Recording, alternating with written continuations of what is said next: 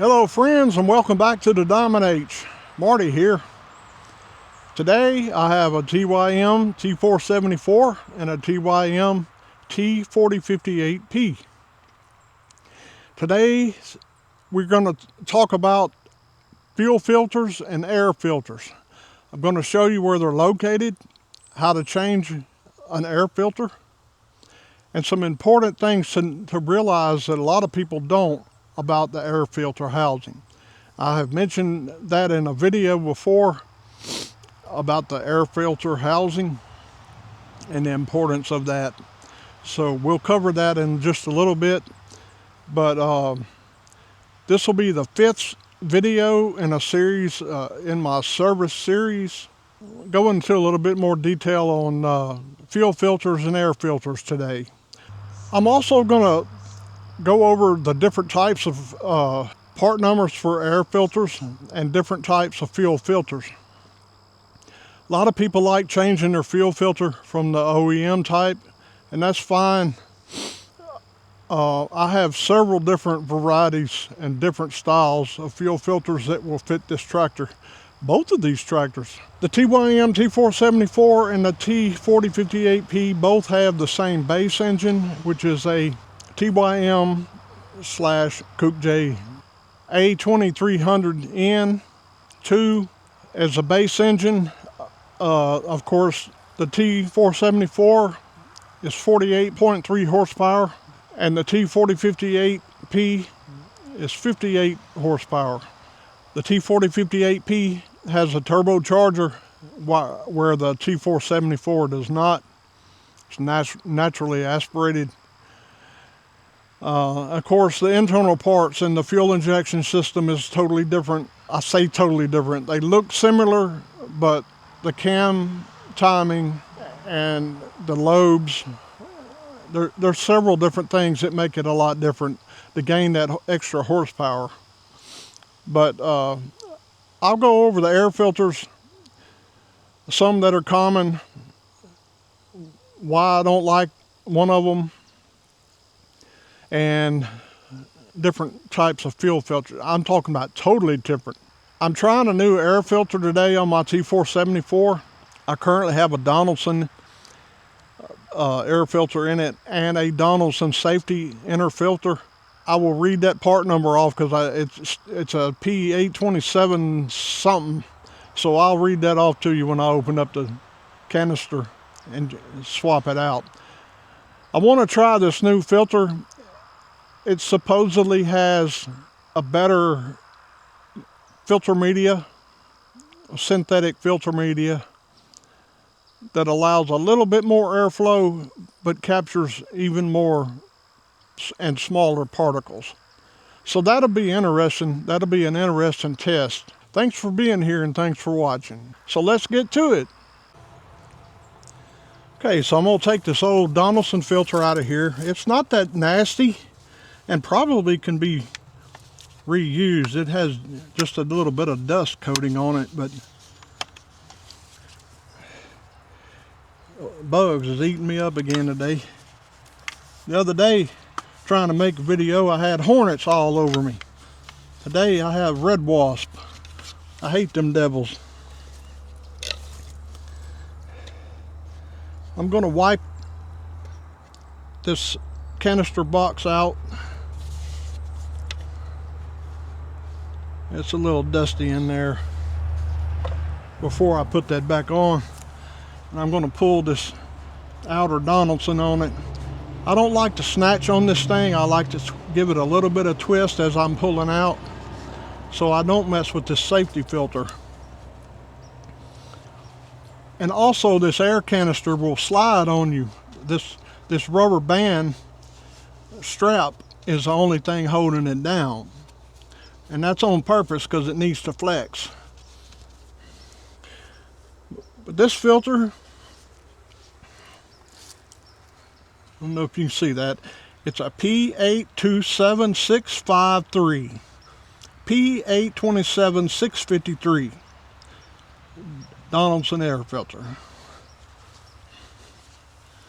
As you can see, it's still fairly clean. I changed this about 40 hours ago.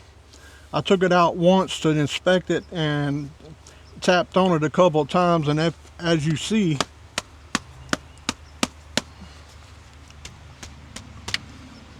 nothing's loose. That's a fairly, well, it's not fairly, it is an operable air filter, but I want to try something new today, so that's what we're going to do. And this is the new filter. It has a synthetic media. This is a really well built filter.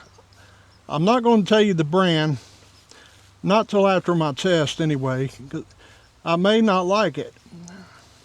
It may fall apart. It may, there's just no telling, and I'm just not going to even tell you what the name of it is until I finish my own personal test. But that is very uniform pleats. They're just extremely uniform. And the end caps is kind of impressive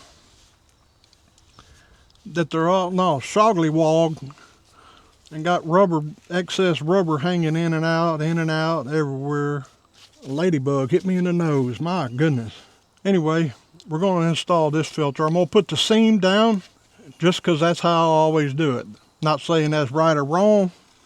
Inside the filter box is pretty clean. I'll slide this in here, put some back pressure on there, and push it up snug. Now, I'm going to wipe this out, and while I'm wiping that out, I'm going to talk a little bit about something that I have mentioned before in a previous video, and you're welcome to go back and look for that. It's on my T474 like I'm working on today. But for the sake of a new video in the service series, I'm going to mention it again because somebody may be seeing this for the first time. That's the only thing that came out. It's just a little bit dusty in there. Make sure this stays pliable. If this ever gets hard, this thing can pooch out and let air in there. Of course, it's an air box. It has to get air in it, but it needs to come in that air box in one spot, and that is right down there. That's where the air inlet is. It comes up through here and it starts swirling, and it swirls all the way around to the end of this air box to move the air evenly around that thing. That's why they call this a cyclone system. And I think the 4058 over here next to me even says cyclone filter system on it. I'll show you that in a minute. But anyway, I know it sounds stupid just letting air in somewhere else, but that's very important. That when the tractor is cranked up, it creates a suction on this and it closes it up. This is where you let loose debris out. It faces straight down like that. And before you open the box, and especially without the tractor running, you just pinch on that to see if anything comes out. I have yet to have anything come out of this on this tractor in 2 years. I have had a couple of things come out of my air box on my commercial lawnmower just because it's lower to the ground and it's out in the open, and it's more apt to suck up something. But very rarely will you ever find anything that comes out there. But it is important that this does not harden and it stays pliable, so it will close up when the vacuum creates. Now, you'll see this yellow mark that I painted on here. There's also a yellow mark on the main body. The reason why I do this, I'm going to have to move the camera to go to the other side and show you. And I guess I better do that before I put this on there. It'll be a lot easier to see. Okay, we're on the opposite side of the air box, opposite of the filter end. And I want you to pay attention to these little holes, these little grooves all along, especially that one right there. And there's another one over here I can't quite see. The sunlight's got me all gill flirted. Anyway, I hope you can see those little grooves that go all the way through, little slots. Okay, now keep that in mind while I go back over here. Now with those slots fresh on your mind, and this yellow mark that I painted here and this yellow mark here, I'm going to match those up. Make sure that filter, I know it's snug, but I always make sure it is anyway. You want to line these two yellow marks up, just like that, and push it up snug. Now, the ends of these clamps fit in a slot. When I get them done, I'll explain why that's important. Why it's important to make sure these are sitting in the slots is because if you don't have this lined up perfectly and you just clamp it from the other side, it's liable to hit right in between those slots on that brace. And that is not going to close this in all the way. It's not going to fall off, but it also will not be completely tight. And you don't want air coming in around the edge of this. You want this hole to be the only entrance, as I mentioned before, so it can do its job inside and circle around and swirl. This whole design creates a swirl. As soon as this air comes in here, it just goes round and round and round till it hits the end cap, and then the overpressure comes up through the intake tube and down into the engine. But if you have a break in this cap, raw dust and whatever else that can get in there, it's going to get sucked in there from the vacuum of the engine running. Not necessarily clog up your filter faster, but your filter will get dirty faster for unnecessary reasons. But as long as you make sure that these are lined up with a slot each time, and this yellow mark or whatever color you want to do, or put a piece of tape on there and cut it where they split, or whatever you think, or don't do it at all. I don't care. I'm just trying to hand down some information that might be helpful. But that way you're guaranteed every time you put this back on, it goes back on the exact same way, and these little clamps have a place to live and securely. Okay, I got that new filter in there. Let's move over here to the T4058P. Okay, bring the camera around here right quick. This little stud here, where is my finger? There we are. That little stud right there is for a vacuum meter gauge.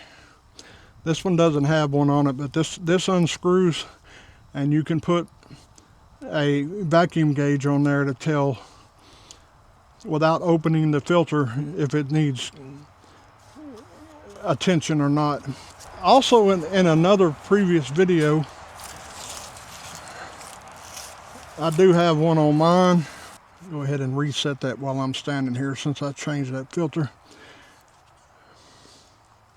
This is a go, no go. I really don't like this style, and I'm probably going to end up putting an actual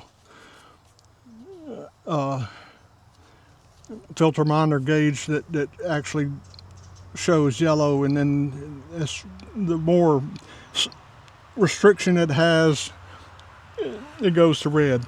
I don't rely on these just for all intents and purposes. I do not rely on this. This is just a glancing gauge. If I have the hood open, I will take a look at this and then see if it has moved at all, because I try to stay on top of my maintenance.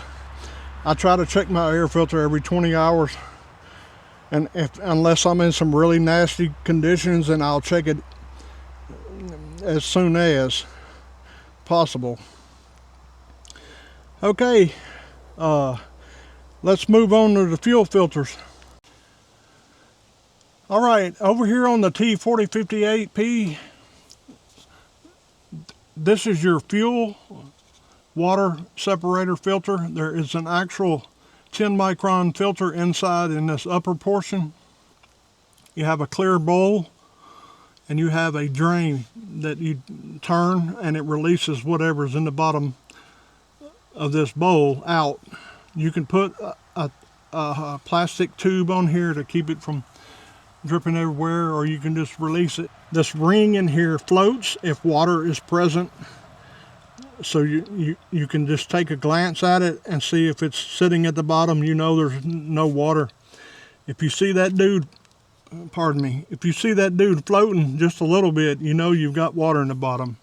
Normally you can take a look, you can see the water separation line. There won't be any doubt.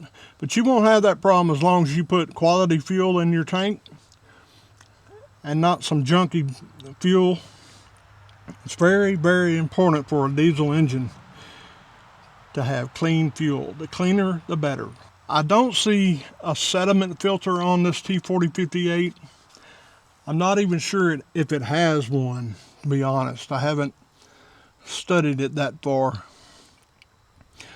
On the T474, as you'll see here in a second, it's sitting up here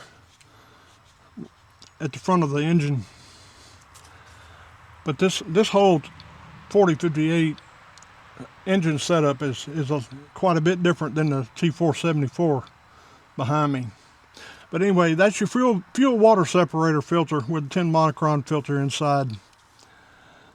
It is non-serviceable.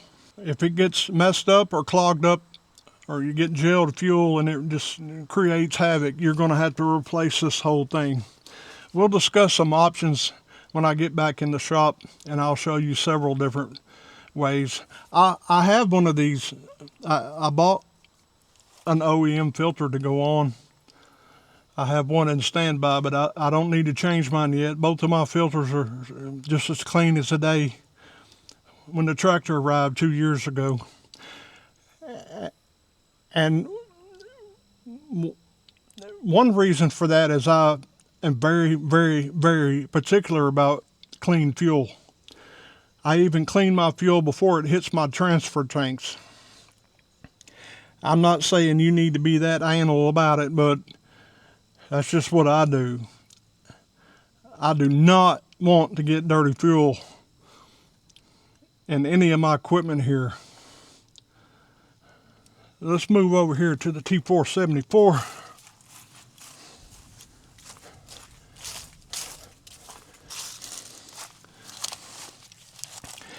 This is your first filter. This is a sediment screen in here only. There's not a filter inside of there except for a screen. Let's see if I can get a better angle on this.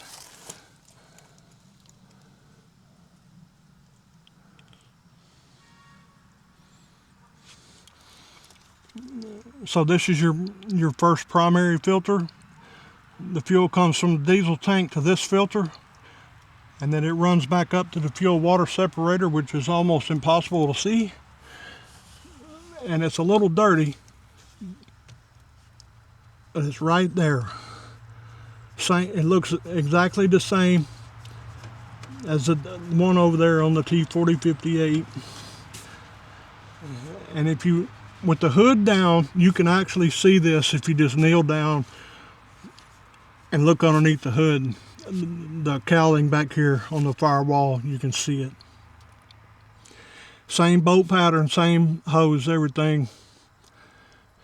It's just kind of non-accessible. If you ever do have to change this, you're going to have to pull the cowling off, unless you're some kind of magician. This is your lift pump that helps the fuel get to the fuel injector here. All right, that covers fuel filters. Let's go inside and talk about options for air filters and fuel filters. All right, let's talk about different types of fuel water separators. Hopefully I can work around this camera. This filter here is the OEM fuel water separator, as I was showing you outside. This is a little bit of an oddball spacing between here. I was on a mission for some friends to find an alternative, and myself. It just hurts me to have to spend $80–90 for a disposable filter. I'm not saying that's a bad price, because all OEM stuff, no matter what the brand is expensive. Some more than others. But in order to change this filter, you unbolt it, take the fuel lines off, and throw it in the trash. Okay, that just don't sit very well with me. What I would like to do myself is change fuel filters every year. If I don't reach the designated hours on my engine, I would rather change my fuel filters completely at the yearly oil change, unless I hit more hours. But I would still like to change the fuel filter once a year. And I'm not going to spend $80, $90 once a year on a disposable fuel filter. I'm just not going to do it. Now, there's nothing wrong with mine. It doesn't need changing. And it's liable to be 2, 3, maybe even 4 years down the road before I need to change it. But I have a new one. This is it. Whenever it needs changing, I have it. I have been working, some of you may recall me mentioning I was working on a totally different fuel filter system. I was going to make up kits, buy them in bulk, buy them at wholesale, put the kits together with the right fuel line connectors, and have a ready-to-go package, bolt on, hook your lines up, and let her rip, tater chip. Well, I gave up on that idea because I just don't have time. So I'm sharing this free information with you today. If you want to take it and do your own thing, that's fine. If you don't want to, that's fine too. At this point, I'm more than likely going to put this OEM filter on there whenever it gets to that point. Mainly because I already have one. But the bolt holes on these are very generous, and they line up. Let's see if I can do this and keep it in the camera view. These holes will line up, and even whichever way they need to go, in the center, over to the side, or on the other side. Now, what this is fairly generic, but at the same time it's not. But it's very easy to get a hold of this. This filter head is a John Deere 5 series and some 6 series. Some of the lower horsepower 6 series. I accidentally one day was servicing our John Deere 5103 and noticed the fuel filter head had this very generous bolt pattern. And I thought to myself, I said, self, I just wonder if that would fit the bolt pattern on my T474. And it does. Well, I bought this one for a John Deere 5103, and it fits many. I mean, many. I think it virtually fits every 5 series John Deere. This is what they come with. If it looks like this, this is it. And it comes with the fuel inlets and outlets and all that. Now, I've replaced the filter. This is a Baldwin BF7675-D. The D stands for diesel. BF7675-D. A Caterpillar filter will also fit this, but I don't recommend it because this is a keyless system, so you don't have to worry about where the bump is on the filter lining up with the filter housing. But to drain this, of course, it doesn't have a bowl. Now, if that bothers you, just, do something different. This unscrews and lets any moisture out that may be in there. And I have been in the habit, previous tractors before I got my TYM T474, to walk by and crack this open before the start of the day. Lose a little bit of fuel, but it's better to be safe than sorry, right? I mean, you just pop this open, let a little bit of stuff out. If it's all diesel, close it back up and go on your merry way. Okay, that's enough talking about that. This is a direct fit. Now, you may have to buy different inlets and outlets depending on your situation.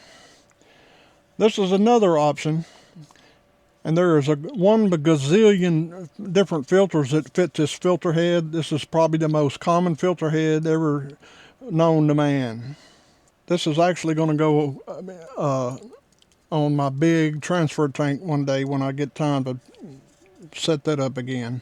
This is the most popular aftermarket fuel water separator on the internet, probably.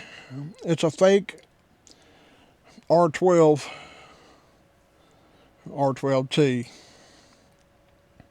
There's 3 different versions of this. There's a 2 micron, 5 micron, and 10 micron, and actually there's 4. There's a 20 micron version, but they're all R12 something. The T designates the micron level. I forget what this one is. I think this is a 10. But this filter head will have to be modified to fit on the TYM/Branson and every other model that's made by TYM that has this type of filter, because this will not line up. You will have to fabricate your own bracket. This will bolt up. This is the original.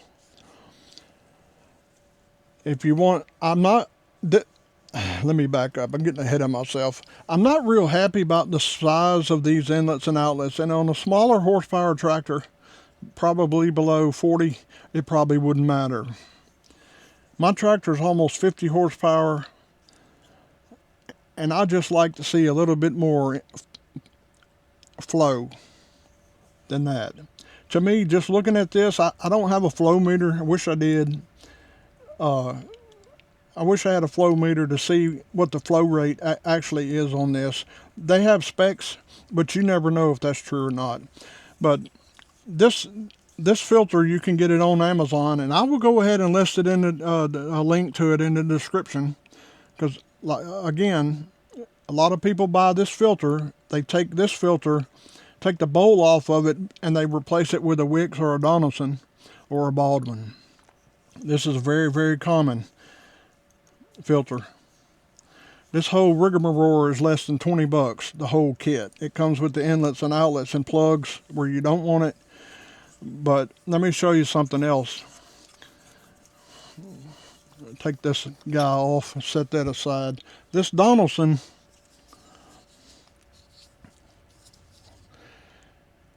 P551099 fits on here tightly and perfectly.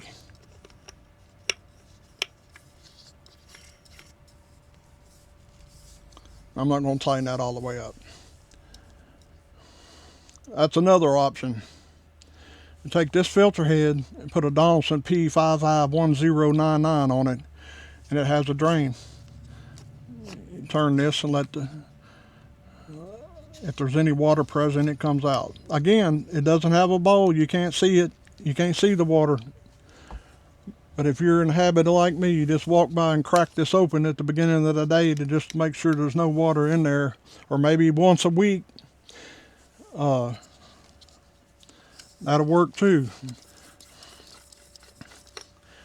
Take that Donaldson off, and I have a Baldwin BF1380. This dude is 3 times heavier than either one of these. I don't have a scale, but I guarantee that weighs 2.5 pounds. It also has a sensor port for like water sensing ports, which my tractor does not have, but it does have a drain. You twist it around and it drains off. And this also fits this filter head.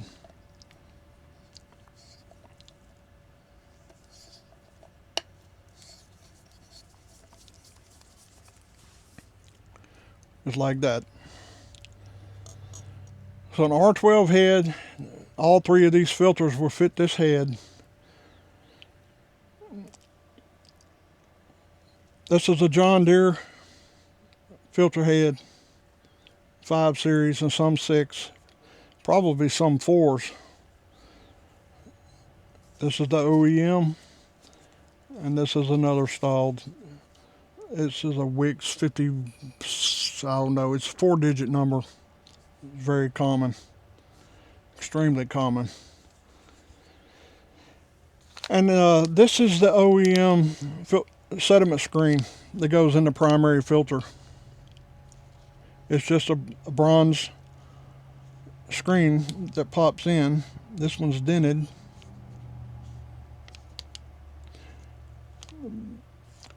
But one day I'll probably put that in there, but right now neither one of my fuel filters are even discolored after 2 years.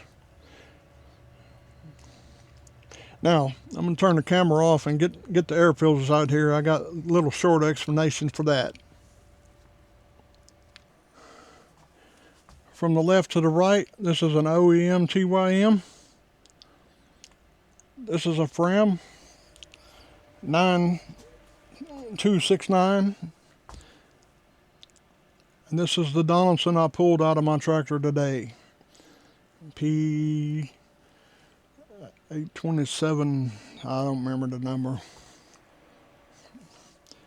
I'm going to put that in the description anyway. These two filters here are almost identical. They are the exact same height as you can see. I mean, exact.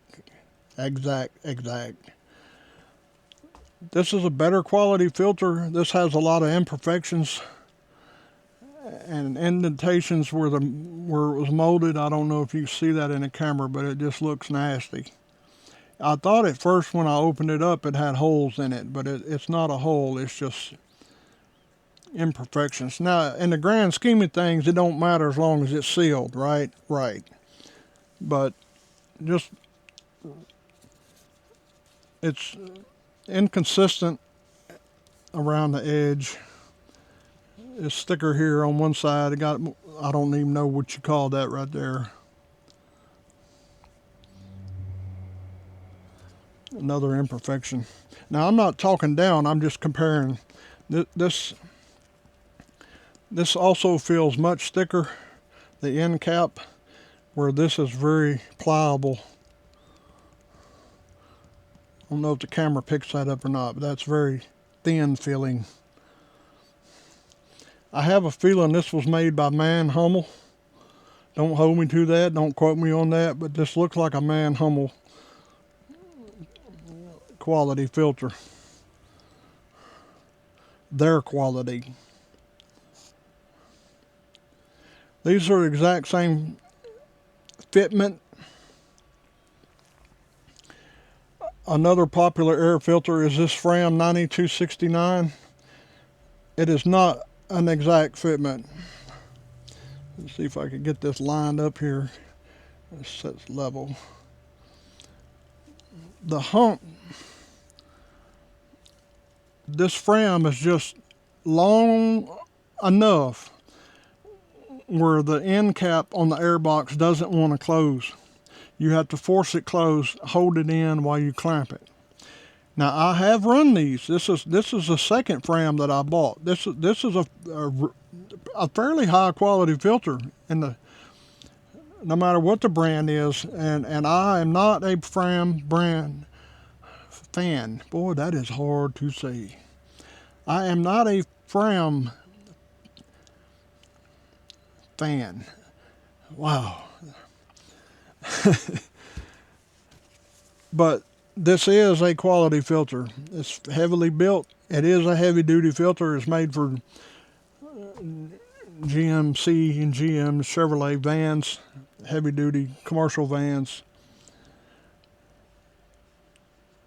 But I saw this in a filter list one time, and I couldn't get a hold of a filter fast enough, and lo and behold, my Walmart had this sitting on the shelf.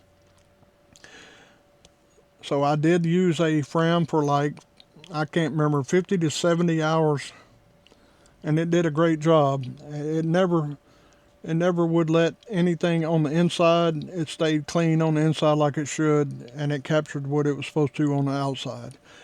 However, if you go this route, keep in mind you have to pay close attention when you close that end cap on that filter box, because it will not shut. You can't shut it without forcing it, because this is a taller filter. This is 13 point something inches long. These are like 12.86 or something like that, both of these, the OEM size. There's more. You can cross-reference them if you want to. My preference is Donaldson, just because in my mind, in my experience, Donaldson is the very best filters made on the earth, regardless of where they're made. Their quality control, no matter if it's made in Italy or Korea or Germany or United States of America, they don't sell non-quality stuff, in my experience. I'm sure there's cases, you know, and whatever. Anyway, that's today's comparison on air filters and locations and tips and tidbits. Hope you enjoyed the video. I'll put all these part numbers in the description for you and links to buy them if you want to pick and choose something. But my main goal today was to do a little bit of explaining. Hope you enjoyed the video. Subscribe to my channel if you like my content, if you would please. And tell your friends about my channel if they have a tractor of any brand. I concentrate on TYM because I have one. I actually have two right now. I don't own one of them, but we do a lot of things on this channel, not just TYM related. Y'all take care.